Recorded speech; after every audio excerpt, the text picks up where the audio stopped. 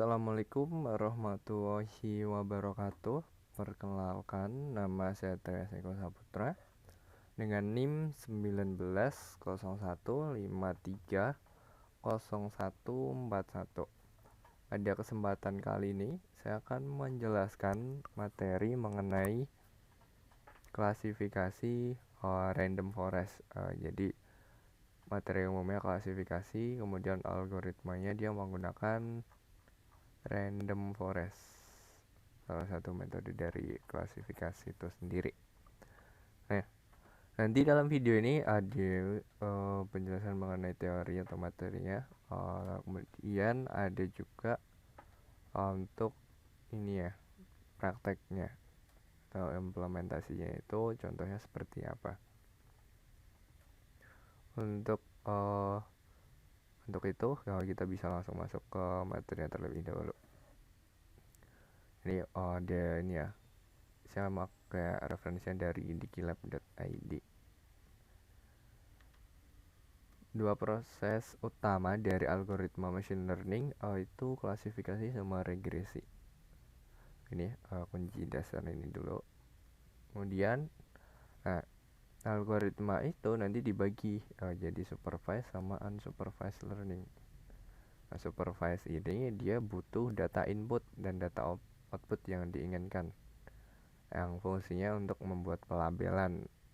Sedangkan kalau unsupervised dia itu bisa bekerja dengan data yang tidak diklasifikasikan atau dia belum ada labelnya.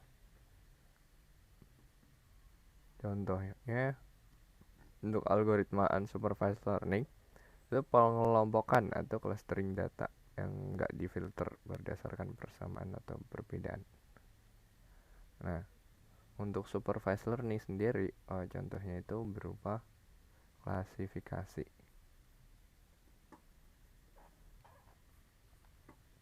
Ini untuk pengertian secara ilmiah ya, yang dari BINUS. Dia suatu pengelompokan data di mana data yang digunakan tersebut dia udah punya label atau target. Nah, sehingga algoritma untuk menyelesaikan masalah klasifikasi tadi dia masuk ke kategori supervised learning atau pembelajaran yang diawasi. Nah, maksudnya itu kayak gimana untuk pembelajaran yang diawasi? Nah, maksud dari pembelajaran yang diawasi adalah data label atau target ikut berperan sebagai supervisor atau guru yang mengawasi proses pembelajaran dalam mencapai tingkat akurasi atau presisi tertentu. Nah, ini di bawah sudah ada contoh klasifikasi. Ini untuk hewan ya. Nah, untuk labelnya sendiri dia udah ada reptil, ada insectivora, fish, ikan, birds, burung, sama mamalia. Nah, masing-masing target itu dia punya fitur-fitur tertentu. Misalnya ada yang punya telinga, ada yang dapat berenang, beranak, bertelur, dan sebagainya, sebagai indikator suatu hewan masuk dalam kelompok hewan tertentu. Metode dari klasifikasi sendiri, algoritmanya itu diantaranya ada Black Progression Neural Network, di support vector classification, Extreme Learning Machine, ada KNN, Naive Bayes, terus yang dari Dikilab tadi ada ini deh ya. Ini ada Decision Tree, ada SVM udah, Random Forest ini nanti yang kita coba. Ya, diantaranya ada itu. Nah, untuk Random Forest sendiri dia itu salah satu algoritma masuk ke ini ya, kategori yang cukup populer ya. Namanya nanti cara kerja si random forest itu dia ngebuat hutan pohon secara acak. Semakin banyak pohon yang dibuat, hasilnya akan semakin akurat. Nah, dasar dari random forest adalah decision tree. untuk random forest ya. Untuk pengertian ilmiahnya,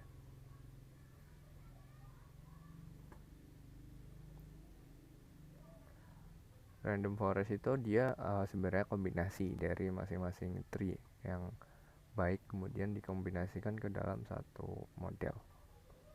Untuk fungsinya yang dipakai itu kayak gini functionnya.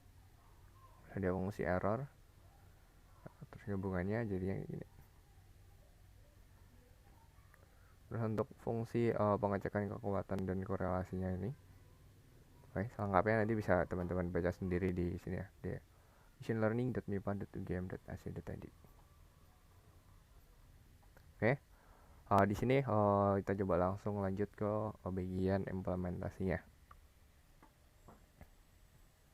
Ya, pertama teman-teman coba buat ini dulu, new notebook, jadi kayak project baru biar kalau memang di situ belum ada project ya, tapi kalau udah ada mungkin dibiarin ya yang udah ada itu, karena siapa tahu memang penting projectnya itu, jadi bagusnya memang buat file baru. Nah ini juga pembahasannya itu algoritma dia beda. Nah nanti untuk ini untuk klasifikasi random forest saya menggunakan dataset dari Iris ya, Iris dataset. Nah yang pertama dilakukan untuk bisa pakai datasetnya si Iris tadi, saya panggil library si sklearn dot dataset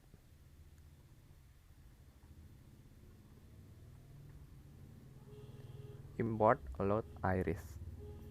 Itu fungsinya untuk manggil si dataset dari Iris. Kemudian setelah dipanggil, dia dimasukkan ke dalam variabel X dan Y. Terus habis itu coba di print. Ini masih starting.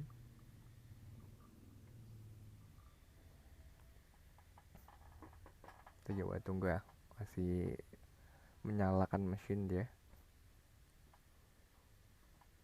Oke, nah ini hasilnya. Dimensi feature 150,4. Terus kelasnya di sini ada 3, 0, 1, 2.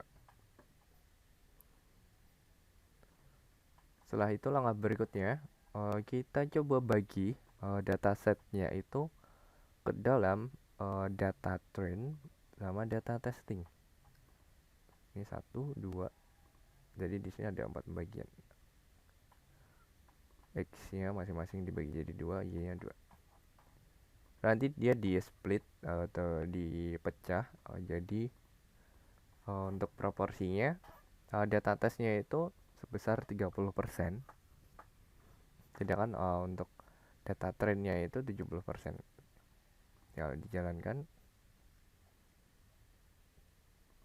dia udah nggak ada hasilnya karena memang belum di output, ini masih di proses, masih bagian proses. Oke. Terus setelah itu dia pecah, di sini coba panggil metode dari random forestnya yang udah di includein sama library sklearn ya. Ini dia pakai estimatornya 100. Terus di fit atau fitting untuk data trainingnya itu. Nah, misalnya gini.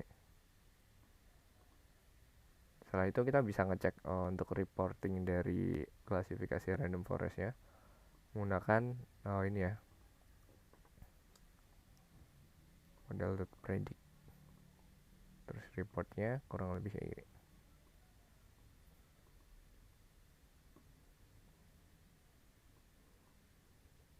Oke, di sini udah ada kelasnya, labelnya, terus presisinya berapa, recall, F1 score-nya, supportnya, ada akurasi, ada micro average atau rata-rata ya, ada rata-rata beratnya.